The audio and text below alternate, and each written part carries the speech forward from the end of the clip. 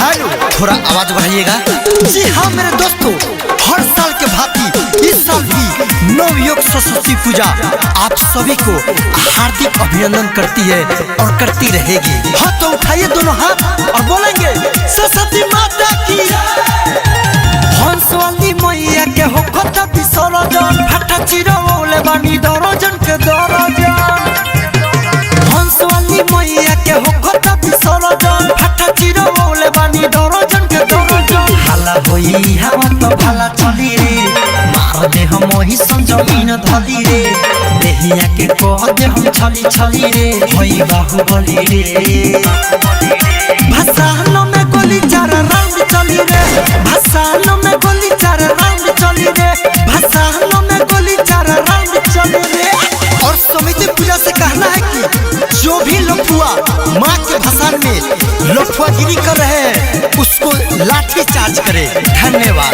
साल भर को आती है युवा समिति सब हवे रंगदार रे, केहू नहीं बोली न तो होखे लगी मार रे।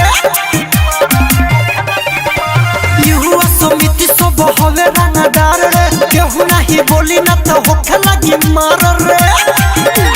ऊपर तीर पालो नीचे पली पली रे, मुंडा गरम हाथ मली मली रे। लाला कायो गिरिया के टीका कली रे, होई बाहुबली रे। भाषानो में गोली चार राउंड चली रे, भाषानो में गोली चार राउंड चली रे, भाषानो में गोली चार राउंड चली रे। टेलर वाले भाई से और पिको वाले भाई से निवेदन है कि साइड में लगाकर नाचने दे, गाड़ी के आने जाने में प्रॉब्लम हो रही है। अंकित केला के गाना बजाओ रे, अब सोइया रहे में ठुमका लगाओ रे, अरे लगाओ रे।